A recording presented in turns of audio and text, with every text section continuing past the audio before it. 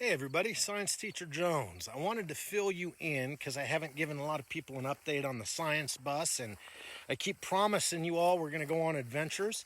So I wanted to let you know that the adventure starts today. If you see behind me, I am literally in the middle of nowhere. There's the truck I'm using back behind me. I wouldn't be able to use the bus out here anyway because there aren't any roads. But what there is right behind me is the fossil site that I discovered when I was 16 years old. There are woolly mammoths and mastodons, saber-toothed tigers, 2,000-pound ground sloths. There are species of animals that no one has ever found before. Since I've been in Nebraska, I've decided now I'm going to reopen this fossil site. So over the next 2 weeks, I'm going to take you with me, and we are going to dig, we're going to discover, and we're going to learn science in a hands-on, out-of-the-box way. So stay tuned. The first fossil that I discovered on this fossil site was up where you can see this wood, and it was a horse skull with all of the teeth. One of the important things when you're doing paleontology or you discover fossil sites, you're doing science, is record keeping. So one of the very first things we did is we did a north-south line. So you can see this pole has been in the ground for 30 years since I discovered the site. And then I put the shovel in the ground so you can see this north-south line. Now, you run a north-south line because every fossil that's been discovered in this site has been mapped. Its exact location and its direction in which it faces. That information tells us a lot about what this site was.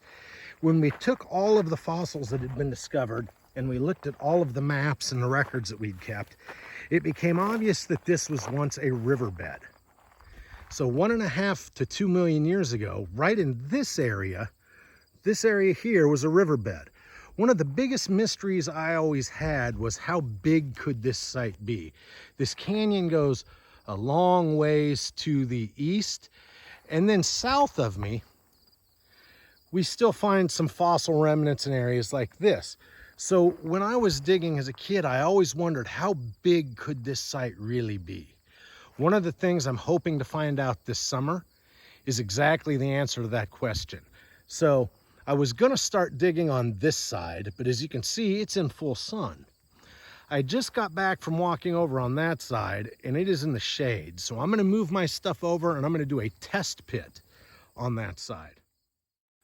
A test pit is gonna be nothing more than a 1 meter by 1 meter hole that I'm going to dig, and I'm gonna excavate down into it and see if I can find the fossil layer, or the gravel layer that represents this river system. And if I can find the fossil layer or the gravel layer, then I know that the site travels across this canyon. So I'm gonna go over there and I'm gonna dig a test pit, a 1 meter by 1 meter square, and I'm gonna see if I can't find that sand or gravel layer. So hopefully,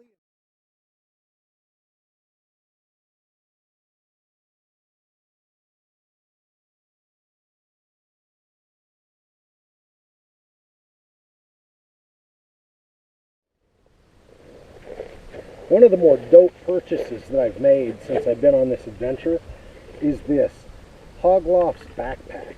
It is a huge backpack. It's got these straps so everything opens up really nice. Big old pockets on it. It's pretty heavy duty and weatherproof, but still light. It's got an external frame, so it's super comfortable no matter how much you're carrying, and it folds out to be a camp seat, which I absolutely love because when I'm out in the field and doing things, it's good to be able to sit down.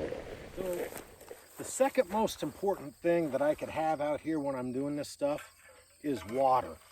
Always remember when you're out doing a bunch of manual labor or you're out even where it's hot, remember to have your water and drink a lot of it. This is 64 ounces. I drink about 3 of these a day. Water's always good for you. Okay, so I started down there and I hit the bedrock layer, so I moved up there and it wasn't good. So I've jumped all the way up to here, and I'm going to take you up there and let you see I finally hit a gravel layer that looks like a creek or riverbed. Just fine gravel, but it's at least, if you look down in here, there's at least other stuff. You see the little rocks and stuff. So on the other side, this was the bottom of the bone bed. So I have a feeling, as I dig into this, you can see there's different chunks of rock and stuff in here. I've got a feeling maybe if I keep digging back a little bit, I might hit that layer. But I'm gonna back down this hill again, just so you can see how high that is up the hill before I hit that. So all this stuff is sterile sand, just sand with no fossils or anything in it. It's only up there where I think the fossil bed is. And then if we zoom over to the other side and I walk around this canyon, you can see right in there is where that fossil layer is. And I would imagine if I took a transit and I set it up, that's probably about the same level. So it'll be interesting to see what happens.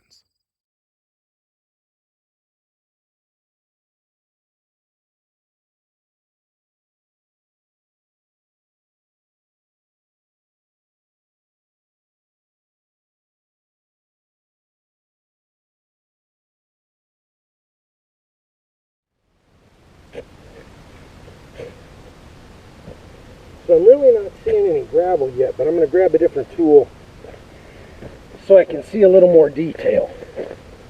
So what I've got is just a plain mason's trowel that bricklayers and concrete workers use, but they work as excellent dig tools as well. So,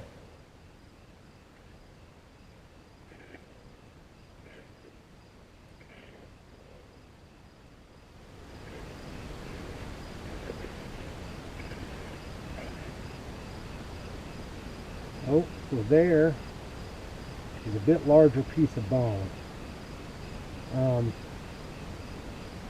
And it is a piece that I'll put over here, but makes me think that maybe, and there's another piece of bone. So we've definitely hit the bone layer. So what I've got here is a mason's trowel, and it cuts through this gravel really well, and it allows me to go slow enough if I do hit a decent sized bone, I won't break it or do much damage, and then I can dig around it. But one of the things I was looking for, if I be quiet and you can hear this, that's the sound of gravel and bigger chunks of sand and like fossil riverbeds. So over on the other side, like I said, when we got into the real good bone layer, where we were into a layer of sand like this, we'd find big chunks of rock. Sometimes they were bone, sometimes it was rock. This one is just a rock. Rocks will not stick to your tongue. Fossil bone will stick to your tongue almost like duct tape. Now here's a random kind of side fact. A lot of times people ask, well, how do you know that something's fossil bone and not a rock? Here's how you know. Fossil bone, because of the bone marrow in it, even though it's fossilized, fossil bone will stick to your tongue.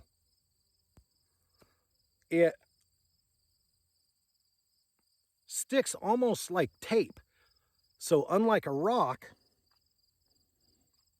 and there's no big enough piece of gravel out here, a rock, you stick it in your tongue, it's going to fall right off. But a fossilized bone is going to stick to your tongue. So there's a random fact for you. So when you can't tell, that's one of the ways you can tell. You get a little dirt in your mouth, but yeah, it's all right. It's all for science. So I don't know if we'll find anything, but I thought I would just go back live simply because this is the first time I've seen this this gravel layer in 25 years, and if we do find something identifiable right here, it's going to give me concrete evidence that the fossil site continues all the way across this canyon. And it's also going to be kind of cool to be able to discover something with people live streaming. When I was younger and excavated like this, it was always a dream to be able to broadcast and share it with all sorts of people. And weirdly enough, I've become old enough now that technology has outpaced the things that I thought would be super cool as a kid. One of the other things about paleontology, you know, everybody, when you're young, you think, well, there's another small chunk of fossil, just a little tiny piece of bone, but you know, I'm definitely in the fossil layer, so there's a good chance that we'll be able to find something decent sized in here. One of the other things I'm always looking out for is this site not only produces macro fossils, which are big fossils, mammoths and horses and things like this. This site also produced a decent amount of microfauna, small bird bones and mouse bones and things like that, and they are just as important, if not more important, than some of the larger species, because smaller species of animals mutate and change and evolve a lot faster than the larger ones. So this is just a big chunk of river rock, but the only way this rock could get here is if this at one point was a river system. And just based on the color and the texture of the fossils that I've found inside here, I am 100% confident it's the same bone layer. So what we're digging into right now is the bottom. This is the bottom of a 1.5 to 2 million year old riverbed. We are, every time I take a straight back here, we are the first human beings in the history of the planet to ever see this layer. Any rock that we find in here, any fossil, anything, we're the first human beings to ever see it. And that has always been really crazy, wicked amazing to me, because there's a lot of people on this planet. And to be the first at anything is just kind of cool, especially when it comes to discovery.